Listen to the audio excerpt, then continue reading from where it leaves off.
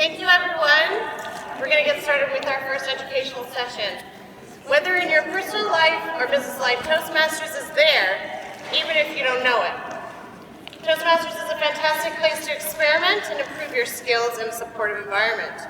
You can't do this in a normal business presentation. But to make this happen in Toastmasters, it is up to you to take the initiative. Let's find out together how to get the most out of Toastmasters. Please help me welcome Luisa Montalvo with Living the Dream.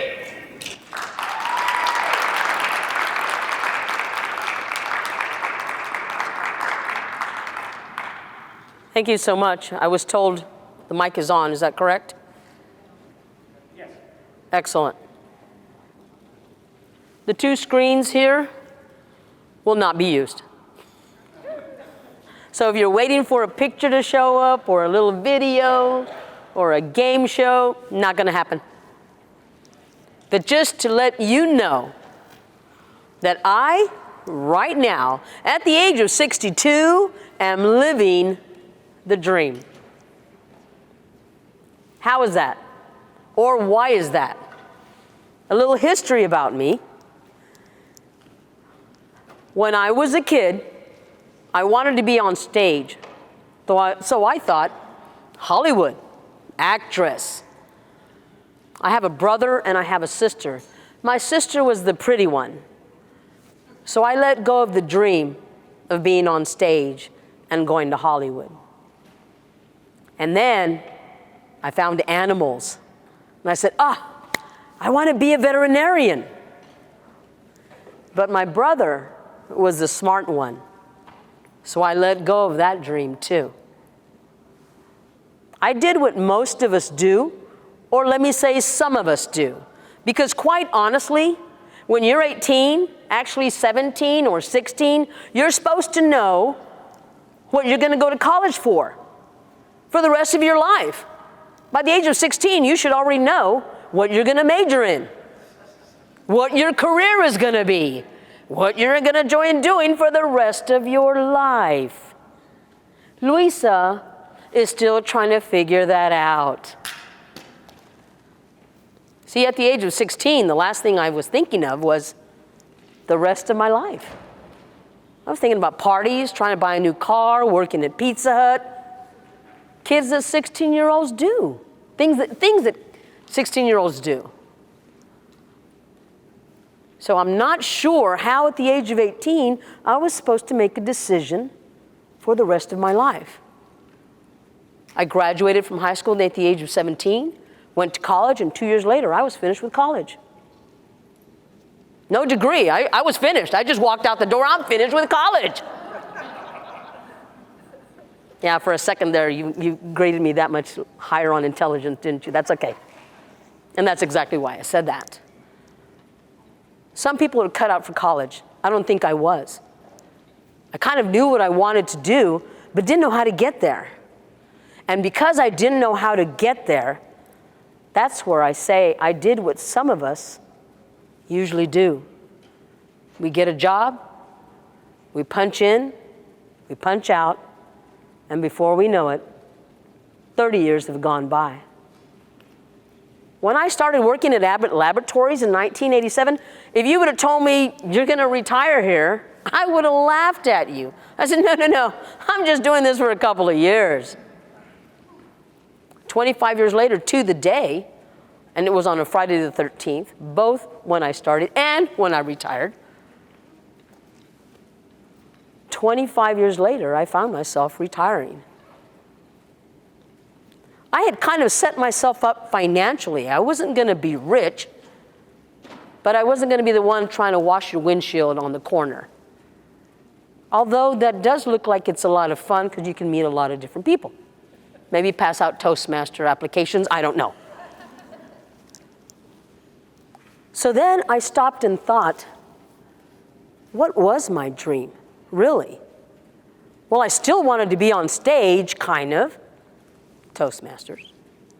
And I still wanted to help animals. And that's when I realized that's what it was that I wanted. I wanted to help animals. It wasn't so much being a veterinarian and going to school for 6 years, because to be honest, if an 8-year-old kid had come in and told me that he wanted me to save his dog and I was going to have to put him down, I don't think I could have done that. So was it being a veterinarian that I wanted to be, or was it helping animals? It was helping animals. So I'm on Facebook. I'm looking. I'm thinking I'm retired. I should be watching Oprah and Ellen. I'm going to stay in my jammies. Oh, wait, we did that COVID, right? Okay, never mind. But I still wanted to help animals. And I still kind of wanted to be on stage. So when I retired, I moved back home to spend time with Mom. She lives 2 blocks away from me, and I see her almost every night, and I take her dinner. And as soon as I moved in, I hadn't set up cable or internet or anything. I thought, oh, I'm going to have to go down to the library because I've got to make some flyers about things I want to do. I like to do ride share. You need a ride? I'll give you a ride. You want to go from East Coast New York to West Coast San Diego? I'll drive you. I'll love to drive. I walked into the library, and right there on the door in a big yellow poster, join Toastmasters. I went, oh my gosh, I remember doing this back in the 80s. It was so much fun. Why did I even stop? So Phyllis Allen, my mentor. Phyllis, would you stand up, please? There you go. She just turned 91. She's been in Toastmasters 47 years, 43 years. Sorry, giving you a little extra street cred. Been with Toastmasters 43 years. In fact, she joined right after they started allowing women in Toastmasters. Exactly.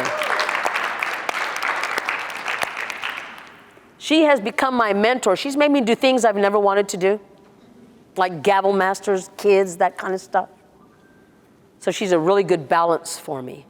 She had put that poster up there because when her and her husband would come down and winter in South Texas from Des Moines, Iowa, she thought, well, I'm in Toastmasters in Iowa. I'll just go and join a club down in South Texas, and I'm not going to put on any contests. I'm not going to be a president. I'm not going to do anything. I'm just going to be a member.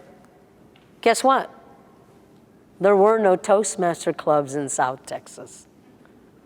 So guess who started them? Phyllis Allen. So the only reason I'm here right now is because she started a club and put up a poster. So I grabbed that poster, I joined Toastmasters, and it was like, wow. I started competing. Now, contests. Anybody here compete in any contest? Great. Okay, let me ask you this. How many have never competed in a contest? And now you're not going to raise your hand. Okay. There you go. The most important thing Toastmasters taught me was not how to win, because we all know how to win. We've been trying to win since we were kids, whether it was racing on your bikes, whatever it was. But do we know how to lose? I shared a few minutes ago how I cried the first time I lost a contest. Over these last years, Toastmasters has taught me how to lose. You see, me losing wasn't me losing. The only reason I placed in 2019 is because, and I'll say this 1,000 times, I said the right thing to the right judges on the right day at the right time. That was it. That was it, because I've given speeches that I thought were so much better than the one I won with. Why didn't I win then? I remember somebody in my district said, you know, Luisa, you're not military. What? Well, everybody in District 55 is military, and that's why you didn't win. I said, do you know that I would have welcomed a military upbringing? Do you know my father? Oh my God, I would have easily taken a military upbringing. My father was like, And it was always some reason why I didn't win. So instead of getting upset at the judges, because they really didn't know what they were doing, instead of getting upset with the judges, I stepped back and reevaluated myself. What did the judges want? I got on YouTube. I started watching all the winners. Okay. This, step 1, 2, 3, personal story, ending has to match the beginning. Okay, got it. So I started putting those speeches together. Well, the first 3 or 4 really didn't go well. I thought they were great. Nobody else did. Or the judges didn't. And then I place. Awesome. Great. So what does the contest do?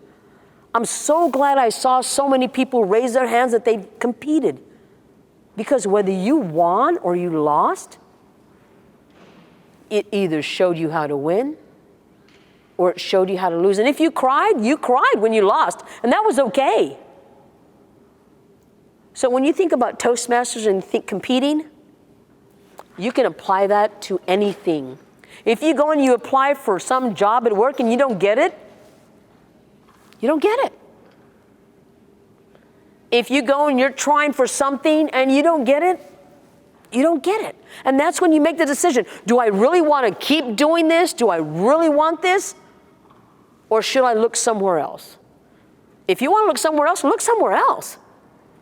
If I would have tried to be a veterinarian, I never would have gotten out of that medical school. And I never would have thought that I was worthy of helping animals. But if it's something you're really passionate about, continue. And that's what competing and contests do. There's so many aspects here. Okay, so DTM. I don't have a DTM. Now, in my defense, you can't compete and hold an office in the same year. So, darn, I haven't gotten my DTM for the last 7 years. When I finally win, and I'm saying this, when I finally do win first place at the World Speech Contest, the next year I should be getting my DTM. There should be no excuse, because then I'll be able to be an area governor or a district governor. So what does the DTM actually do for you? I've seen people get their DTMs. It's not easy. I've seen go-getters where in 3 years, 2 years, they had it. And I've seen some people take 10, 12, 15 years. DTM is actually teaching you how to multitask. Okay, you're gonna do this, but then you've gotta do this. Oh, and don't forget, you've gotta write that paper on this project that you're doing. And don't forget, now did you already do this? Oh, wait, okay. So here's a checklist. I'm gonna check this off, and it's multitasking.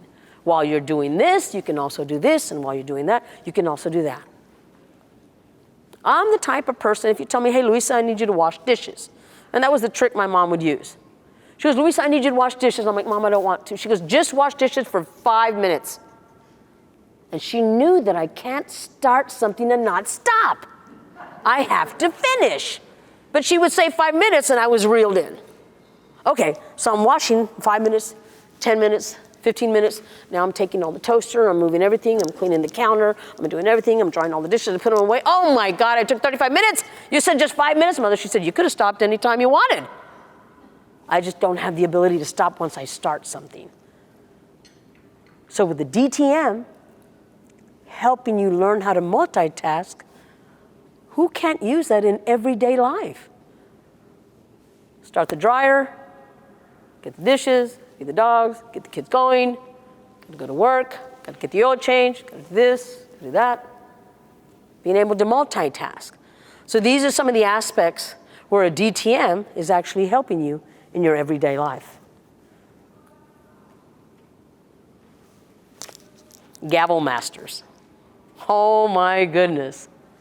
Phyllis Allen, guilty. Luisa, do you want to do a leadership? No.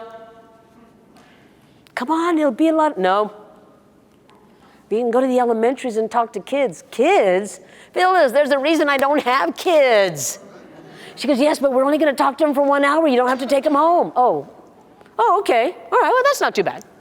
Sure, let's do that. There was one class we would go to. It was at a religious school. I can't remember what it was. St. Luke's, I believe, there in South Texas. And they had invited us to do a gavel masters for them. These are 6th graders. And sixth graders, I say this, sixth graders right now, I think sixth graders any year, whether it was 50 years ago or whether it's going to be 50 years in the future. Sixth graders, that's such a hard time for them because their bodies are changing and they're changing. And really all they want is acceptance. So Phyllis and I would go up there with our little gavel masters. We would say, okay, well, we're going to start first with maybe a 30-second speech. You know how kids are. Okay, so you're going to come up one by one. You're going to rap the gavel, and we'll do that. And everybody one by one, and they're rapping the gavel, and you know the boys are trying to break the gavel, and the girls are like, how do I hold it? Oh, just like this, and just like this. So they all get up and they get the experience of coming in front of the classroom. You don't realize, but for some sixth graders, that's a fear they have. Just getting up and coming in front and walking in a line, rapping a gavel and going back to your seat. Okay, next we're going to give it 30 seconds on your favorite pet. Miss, I don't have a pet. Okay, well, what do you like to draw? Do you like to? No, I do this and I do paint my nails. Okay, well, you can talk about that. Okay. One by one, they come up and they're all giggling and laughing and everything. And then kids start throwing papers and everything. Excuse me? We don't do that right now. We have to offer all our attention to the speaker. I'm sorry, miss. That's okay. That's okay. To see children, to see these sixth graders transform in 6 weeks or 8 weeks of these lessons was amazing. And you don't realize what you're doing, and you won't realize it unless you follow that child for the next 20 years. Because we had one little girl that no matter what I said, no matter what I offered her, she would not come up and speak. Those are the kids that need Toastmasters. Those are the kids that need us. Not the one that goes, and he's got it, you know, you're like, okay, you can stop talking, you can sit down now. Because once those boys start talking about their video games, oh my gosh. Not only did I not know what they were talking about, I'm like, okay, you're finished. And you could tell everybody that would game, they knew exactly what they were talking about. With this one little girl in the back room. So one time, we were there, I think it was our 4th or 5th class. And I went up to her and I sat next to her. I said, you don't want to talk? It's okay if you don't want to. Do you want to write something down? I can read it for you. And she looked at me. I can do that. Okay. Well, write what you want me to read and I'll go read it for you. Okay, thank you, miss. And she wrote it down. And the next time, I got up there and I said, okay, and I have something prepared by Sylvia. And everybody goes, Sylvia? Yes, Sylvia wrote this and she wants me to read it. Hi, my name is Sylvia. I am 12 years old. I like to...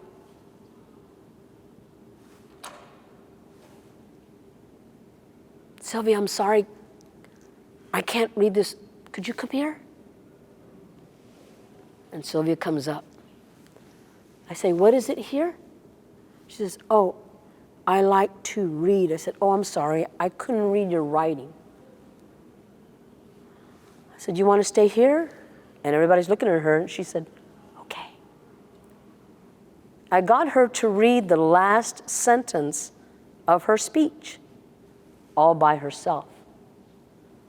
This was from a child that would never, never come in front of the audience or the classroom, ever.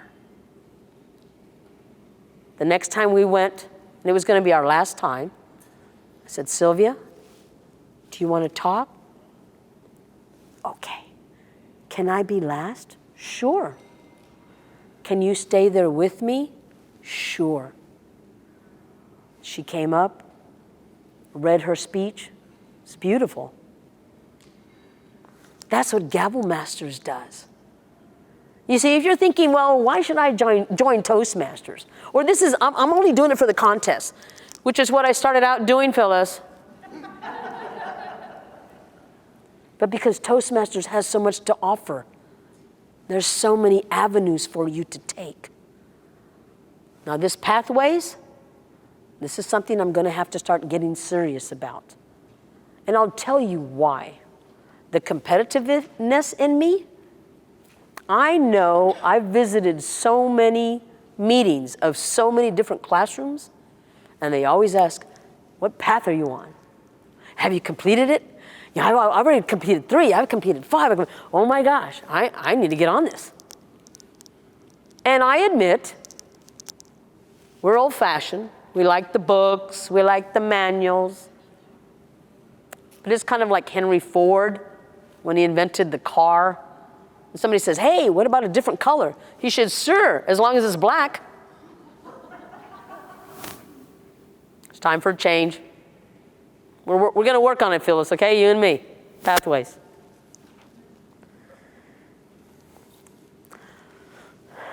What about friends? People have friends? Is it hard to make friends? Do you have a lot of friends? I have a few friends. They're pretty good. The older you get, the amount of friends goes down, so you're getting quality now instead of quantity.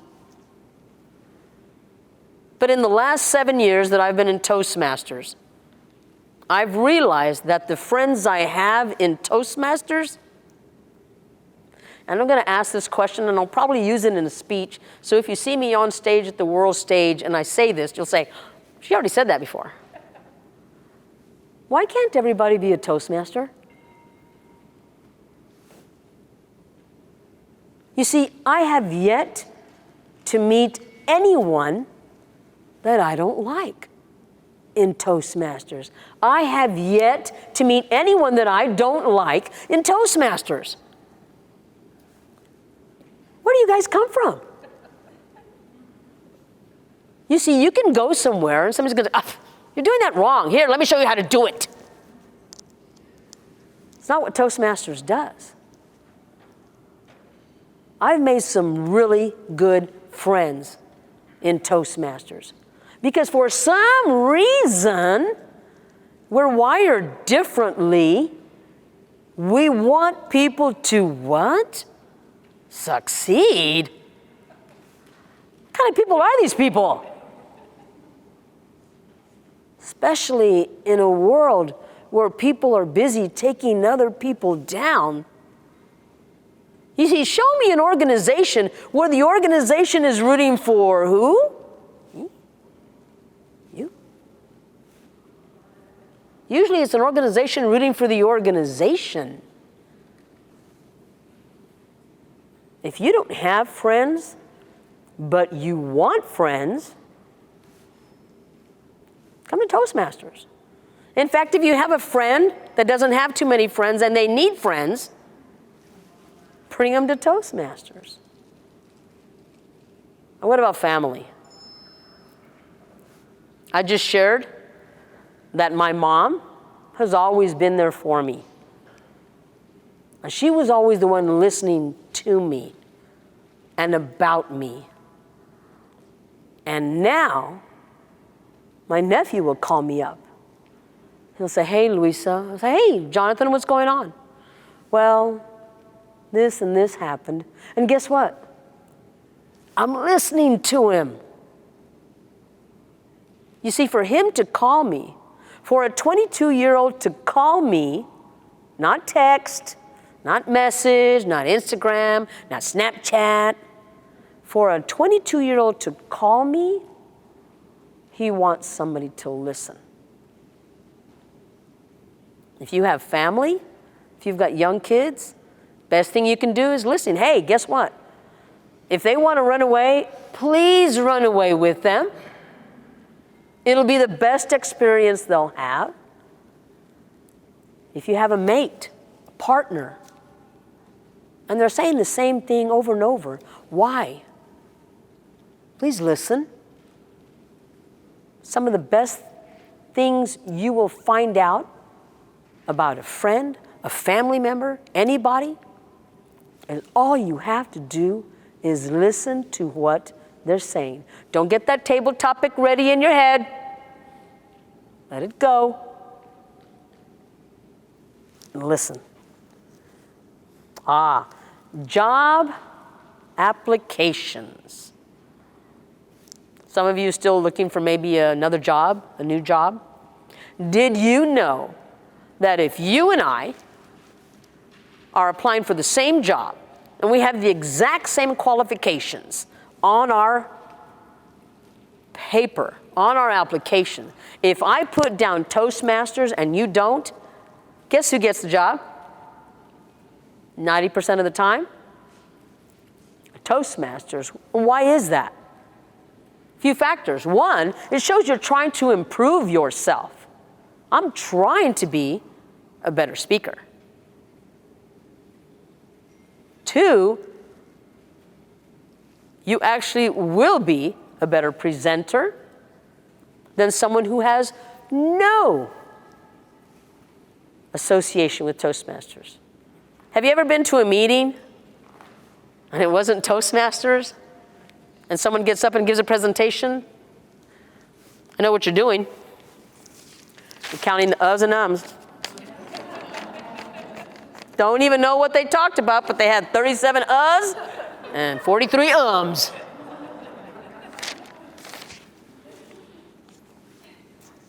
Exactly. So job presentation, job application, Toastmasters is going to help you there, whether you like it or not, whether you know it or not. Mentor. I really didn't know what this was all about. You see, Phyllis in our club is called Pushy Phyllis. And there's a reason for that.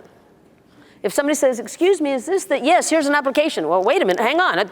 I'm in the wrong room. No, you're in the right room. Come on in. Here's the application. Here's the pen. Fill it out. Let's go. $40, let's go. She's good, too. She's good. I think she started 5 clubs. You can't start 5 clubs and not be pushy, so there you go. But with being a mentor, she knows me. In fact, when I first started, she confessed to me just a few months ago, I thought we were never going to be friends. And I said, Phyllis, why not? She said, we have nothing in common. You like dogs and cats. I don't want to vacuum my rug. You're a great speaker. I'm not so good. I said, Phyllis, don't you realize? I'm here to help you. Do you know that I just kind of planted it in her ear? I said, hey, I'm going to Phoenix. You want to go? Well, I said, come on, let's go. It's your birthday, it's my birthday, let's do this. Well, do they have glass elevators? Oh my gosh, are you serious? Excuse me, do you have glass elevators? No? Okay, thank you. Phyllis, no glass elevators, let's go. So she comes with me. Hey, Phyllis, I'm going to be doing a presentation. I'm doing that Price is Right thing. You can get on stage and help me if you want. Oh, come on, Phyllis. Phyllis, just got to get up. Well, you don't have to memorize anything. I'll show you what I'm going to talk about. You can Google it. You can write up your little cards. You can read it. You're good. No response. I'm waiting.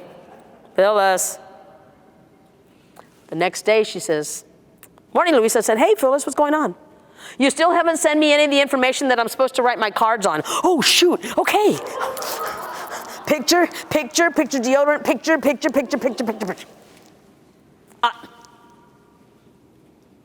You sent him on text? You didn't email him to me, Luisa. Oh, okay, I can email. So guess who got on stage today? This woman had a fear of public speaking, and I got her on stage today. You see, she was the one pushing me doing the leadership because I didn't want to do leadership. And here I am pushing her to do contests and getting on stage because she didn't want to do that.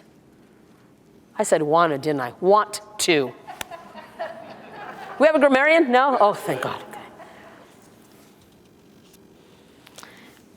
Writing a speech. Writing a speech. What do you love? What do you hate?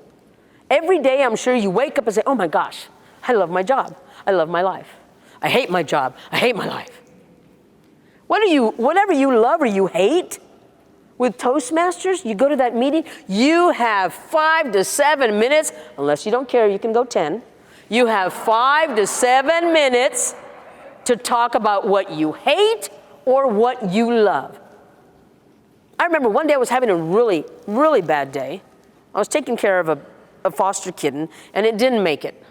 And I was devastated because I'd done everything for this kitten, everything that I knew how to do, and it didn't make it. And Phyllis says, hey, are you going to the meeting? I said, I don't want to go. What's wrong? She goes, I don't want to talk about it. Okay, all right, well, I'll call you after the meeting. Okay. Now she's going. I should go. Okay, I'll go. I go to the meeting. Anybody have a speech? Luisa? No, no speech. Pushy Phyllis says, you know, if you think you're that good of a speaker, you should always have a speech in your back pocket. Because all the good speakers have a speech in their back pocket. Fine, I'll give a speech. I got up there, and for 5 minutes I talked about how I cared for this kitten, how I thought it was going to make it, and it didn't. That was the best therapy ever.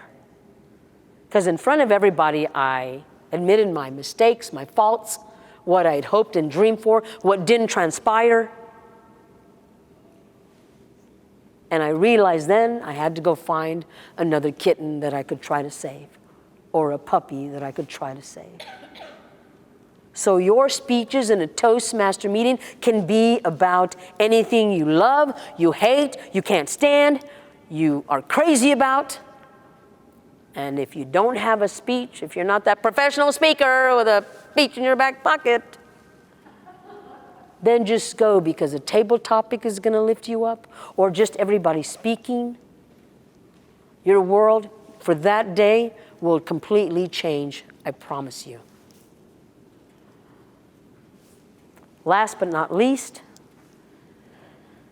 how many here actually have a fear of public speaking? Actually have a fear?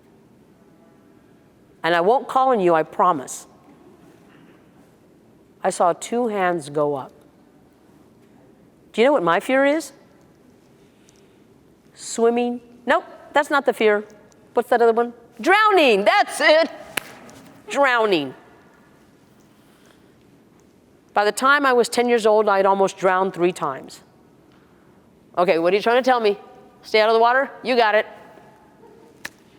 I am deathly afraid of water, of drowning. I'll take a shower, trust me, we're good on that. I'll go into a swimming pool if I can see the bottom, but a lake, ocean, beach. So ask me if I've signed up for swimming lessons. No. But yet here you are, with a fear of speaking, and you're here. Wow.